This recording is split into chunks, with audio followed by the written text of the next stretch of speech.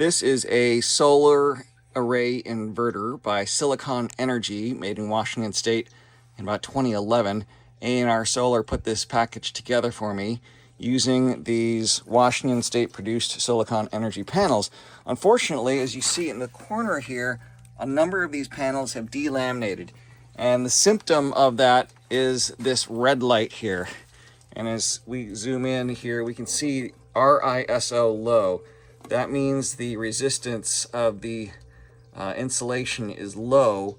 So these panels are designed such that the power running through the panels should never connect with the ground bars on the edge. And unfortunately, what's happening is that it is, and that's not a safe situation, and that's why these inverters shut down. So I'm going to show you the process to kind of debug the problem and bypass the panels to get your system running again. I've done this several times in the past. I have an array and I've bypassed a number of panels. So first thing I'm going to do is I'm going to turn everything off here. On my array, I have 2 strings that go into this inverter. And these days, most systems are probably going to be using individual panel inverters. But if you have an older system like this, and any of the Silicon Energy panels will be like this, then you're going to need to do this. Okay, so what I've done is I've isolated the lower west string from the upper west string. So now we're only seeing the lower west string. And so I'm going to see, because the problem is probably only in one of these strings and not in both. And this will narrow down the problem in half to where the panels are going to be a problem. And I've actually done a solar, a drone survey. Okay, here we go. Measuring Riso. That was 3 mega ohms. I saw it come up. Let's check here. Once this is running, okay. Inverter, okay. So it's got a 3 mega ohm resistance. Actually, I just did this a little while ago and it was like 13 mega ohms. So that's interesting that it's changed so much. But let's go ahead and shut this down again. And let's wait for it to turn off. So what I was saying is that I've done a drone survey, and so I have a very strong suspicion of which panels are the problem. But this test here helps to verify that the string that I saw up on the roof has a problem. And again, the problem will kind of look like that. Okay, so now we're checking the upper string, and that is going to be probably disastrous. Oh, interesting. Oh, okay, it's checking the power, frequency, measuring the Riso. Here we go. Okay, 0. So that is a disaster. So that's not going to work. I'm going to try turning off the upper one and turning on the lower one again. Let's see if it'll retry. I may have to reboot the thing. I think it's not going to retry the connection. Okay, so let's power down one more time. And again, these panels were installed in 2012 by A&R Solar. By 2016, I was already seeing lamination problems. I had them replace some panels originally. Then I've been bypassing panels. I had them replace some more panels. They actually put the panels in backwards for several years. Finally got them to fix that. And since then, I've just been, okay, so now you see the resistance is 16.6. So it was a huge swing in resistance. Why there's that much of a swing, I don't really know. Now, another thing you can do, which I don't recommend, but you can take this panel off and actually check the resistance with a meter. But the problem is it's just not real reliable to do it that way, partly because of the way that the panels are designed. If you just try to check the one of these leads to here, the problem is that this is a battery. There's current flowing through it, so it's not going to give you an accurate reading. So you actually have to ground or short the panel out. Take the negative terminal, take the positive terminal, connect them, okay, which is very risky to do if it's in full sunlight, because you can have up to 7 amps running on this thing at 25 volts. But you have to connect that, and then you can measure the resistance between that shorted connection and the panel. So that's why it makes it so complex to try to measure that resistance here. Okay, so the next step is we're going to go up on the roof and take a look at the upper string, and here's a map of how the strings work. So the problem is this is the lower west string, this is the upper west string.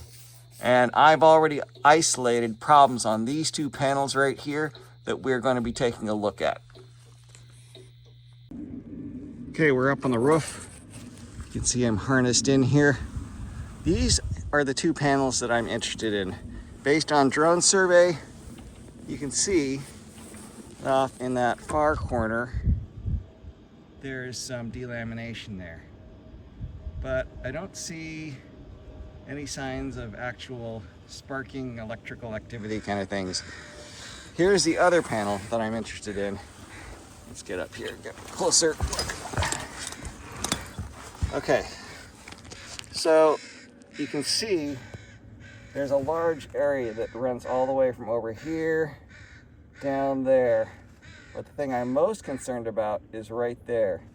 Let's see if I can get it even closer. So this right here, that is some kind of scarring or arcing. You can see it's being caused by electrical currents.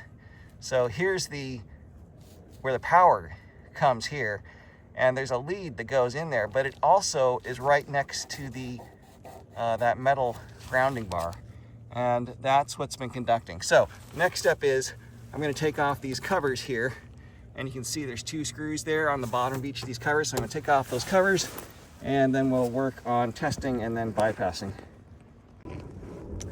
Okay, so I've got the covers off, and now you can see how close that connection is to the ground right next to it, and really it's right in between the wire and the connector. So the next step is we're going to do a little testing. I'll tell you a little bit about how this circuit runs. The connector to the solar array comes from this box here, loops underneath the panel, and then it appears here. The first panel in the string is actually this panel here. Power goes through here, positive, negative. Well, it's actually negative to positive, but it's continuous. Okay, then it comes from this panel up to that panel over there.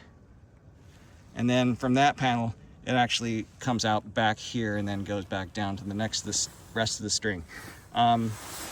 What I'm going to do is disconnect this panel from the array. I'm going to disconnect it here, but notice that this is actually a different connector than this over here. And that's because some of these panels were newer than others. So this panel here is an original panel, I can tell by this connector, and that's part of the reason why it's failed. Okay, so I've got these 2 connectors, and then I'm going to show you how I actually test the panel once I get those connectors off and hooked up to a tester. Okay, so I've got the 2 leads, positive from here and the negative from over there, hooked up to this box here. This is a standard wall switch, which I have connected up to these terminals here for each of the respective points. Right now, it's open, it's not shorted. I put a voltmeter across there. You would think that with this thing being 100% covered, it would be 0 volts, but actually there's 21 volts running through there. However, those 21 volts are only running at 10 milliamps, so basically no current. All right, so what you can do is use an insulation tester such as this. It's on from Amazon, so V60B Plus, and it's really hard to understand, but you connect these 2 outer leads.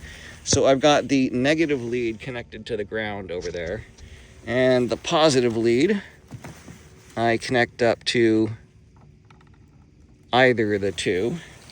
Now, remember, it's under open circuit right now. Turn the power on, and then I've selected 250 volts, press test, and it tells me that there is 114 mega ohms between the positive lead, and the ground. Now that actually seems like a lot to me. Like I was expecting 0. So next test is we short circuit the 2 leads. Because again, as I was saying, this thing is like a battery and it can interfere with resistance measurements. So we check it again. But since I've already covered up the panel and there's basically no current, there's basically no effect. It's still 114 mega ohms.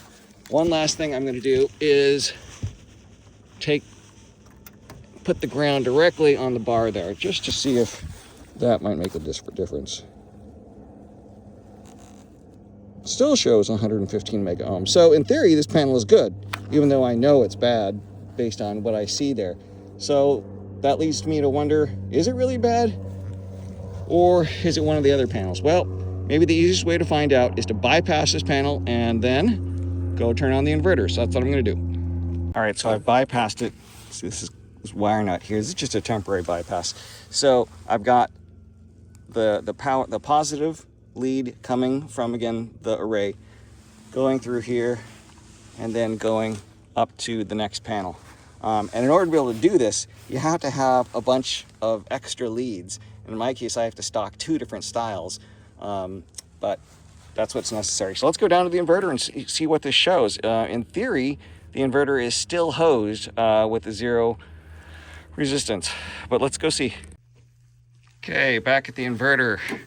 Turn on the AC, turn on that lower, oh sorry, not the lower, I want the upper. Let's turn off the lower.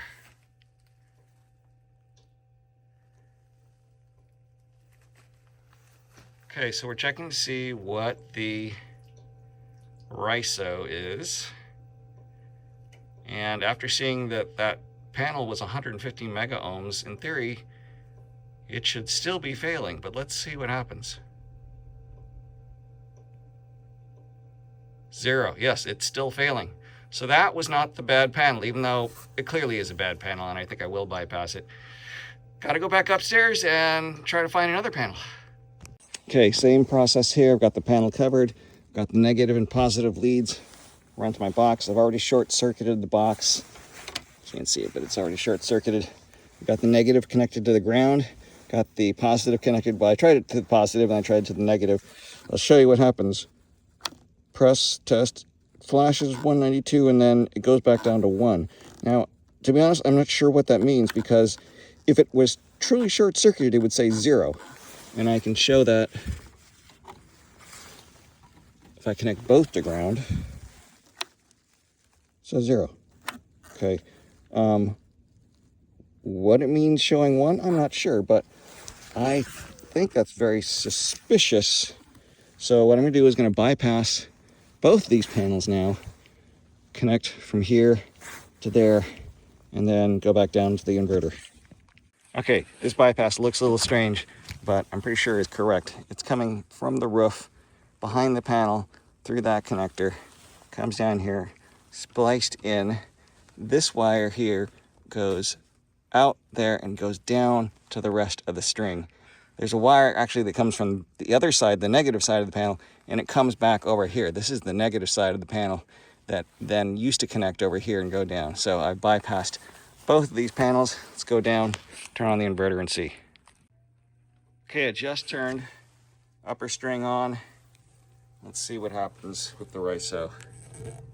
So again, I've now bypassed 2 panels, one of whom looked suspicious but tested fine, the other which didn't look quite as bad but had a weird insulation resistance reading. Nope, that one's not it either. Okay, the search continues. Okay, I'm back on the roof. So these 2 panels weren't the problem. The next panels that I suspect are a problem are actually on the opposite side of the house, and the wiring, this is where you really have to be an electrical engineer to be able to figure this out. The wiring comes from this panel here. It exits through this hole, comes down here, and appears here. These wires then send it to that part of the roof where I suspect the problem is, but the access is so poor there that I'm just going to disconnect both panels that are there rather than try to access them. The wires come back here and proceed through here and then move on to the rest of the roof. So in order to bypass those 2 panels, all I have to do is just connect these 2 leads here. So that's what we're going to do, and then we're going to try it out. Okay, we have once again activated only the upper string, and let's see what we get for this. And again, what I just disconnected is I disconnected 2 panels which were inaccessible to me. I was able to bypass that substring by going into that junction box and doing it. There we go, 20 mega ohms. So that was the problem there, and so, boy, the other 2 panels are probably okay. I think what I'll probably do is go ahead and put them back in and see how it does. Otherwise, leave them all off. So the problem is with the disconnecting all those panels. Let's see what the voltage is down to. We originally had 10 panels on this string, which would have been about 250, 400 watt to 300 watts. Okay, so, oh yeah, well, it's so little sun that I'm not actually seeing the wattage. But, okay, here we go. Voltage, and we're getting 100 volts. So we're only getting half the string now. Or is it 35? 100 volts, 35. I think I'm only getting 37 volts now, which is really low. But let's see what happens if I reconnect the first 2 that I had bypassed originally. Okay, I turned on the system with just the upper string for now. We're going to check out the resistance. And then after that, I'm going to turn on both strings.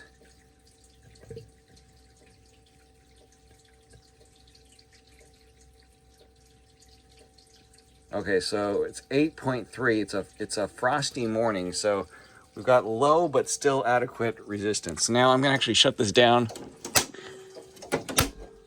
and then we're going to try it with both strings. Yeah, it's a very cold, frosty morning. Lots of moisture, so that may affect things.